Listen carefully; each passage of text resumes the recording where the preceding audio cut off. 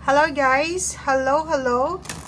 Aries, welcome dito sa aking channel, Kapalaran 888. Welcome! Alamin natin kung anong messages, vibration, gabay energy para sa inyong lahat. The general reading, so pwede kang makaresonate. Gamitin mo ang iyong intuition sa panonood, Aries. Okay. Fairness, High Priestess, and then quiet time. Wow. So, ang first sign sa linggong ito ay pare-pareho yung messages nyo. Sinasabi ng barahan na kailangan yung maging quiet or pwedeng kailangan yung magkaroon ng pagkakataon para makapagpahinga.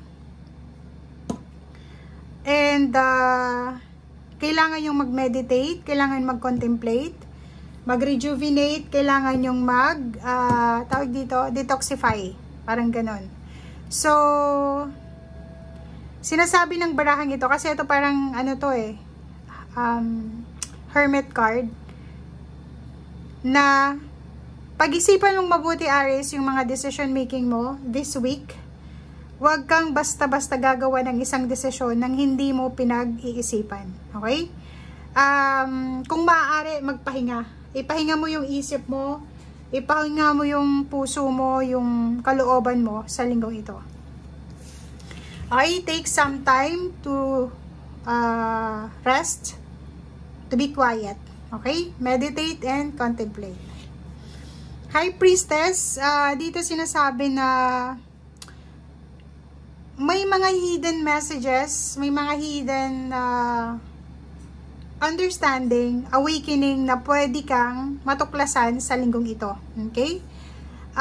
Sinasabi ng barahan na may kakayahan ka para makatulong sa ibang tao, lalo na sa usaping espiritual. And next card natin is Fairness, Justice card to. Sinasabi sa iyo ng baraha, Aries, na ano man ang decision making na gagawin mo, make sure na gusto mo ito. Fair, just decision making.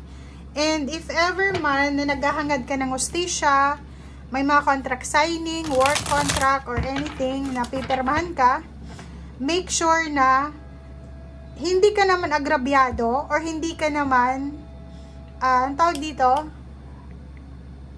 hindi ka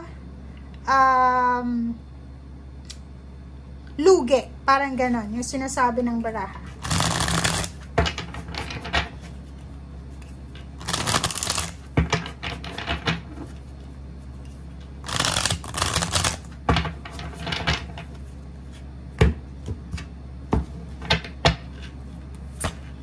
Okay, Ten of Michael, a situation has ended. Ooh. So, nakikita natin dito na sa linggong ito, may posibleng mga endings, 'di ba? Mga finalization, isang sitwasyon na posibleng natapos na and you are finally free. It's either contract na tapos na, relationship na tapos na.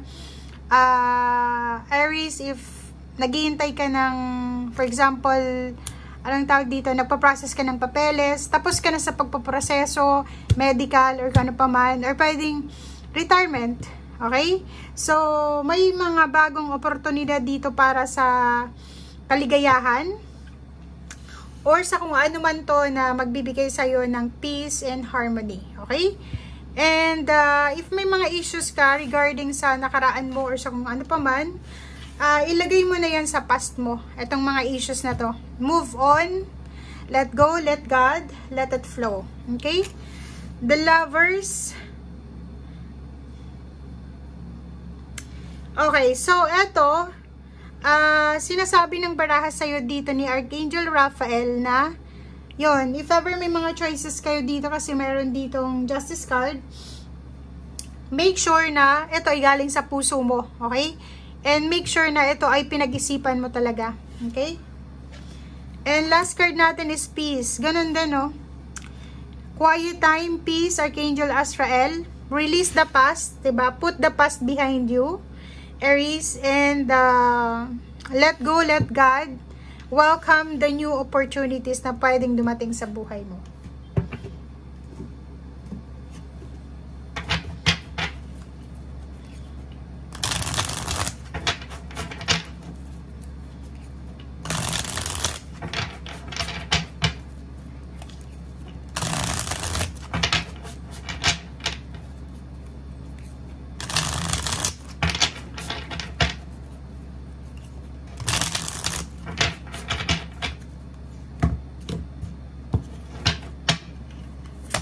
Okay, Three of Swords. Nakikita natin dito na pwedeng may mga Aries na nandito pa rin sa Three of Swords from your past. May mga issues ka pa rin regarding sa past mo na ayaw mong i-let go, or may mga kailangan kang i-release na issues sa nakaraan. And nakikita natin dito guys na sinasabi nga ng baraha mo sa'yo na kailangan mo na siyang i-release as soon as possible. Kasi parang nandun ka sa stagnation eh. Parang sinasabi ng baraha na parang nag-i-stay ka na lang sa past mo. Hindi ka makamove on.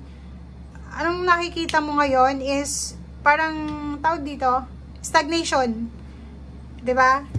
Nasa Three of Swords ka, stuck up ka sa sitwasyon na tapos na. Nandun ka sa sitwasyon na tapos na siya eh, 'di ba? Parang gano'n yung sinasabi ng baraha. Ten of Pentacles, Empress, and Justice.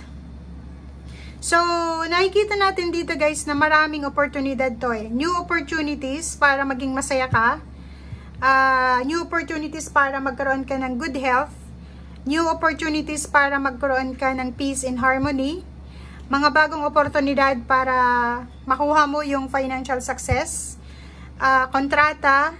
May mga offer dito ng work na matataas yung sweldo, mataas na position sa trabaho.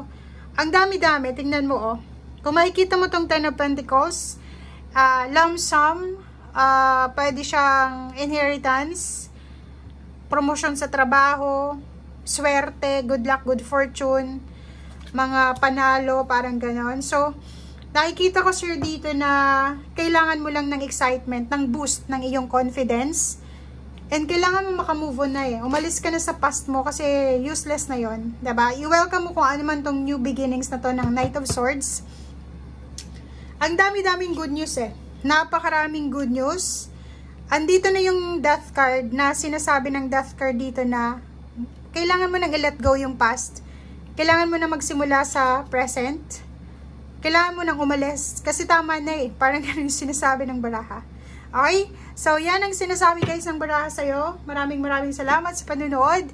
Ito ay para sa lahat ng mga Aries friends natin na nanonood. Guys, thank you and see you again. Bye!